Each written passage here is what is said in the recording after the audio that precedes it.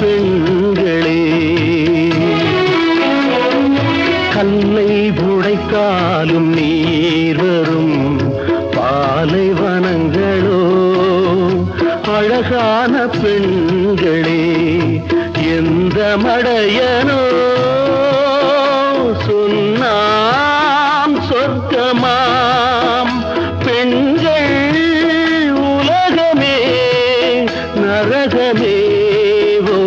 ஒரு மூடன் கதை சொன்னால் என் கதை அதுதான்.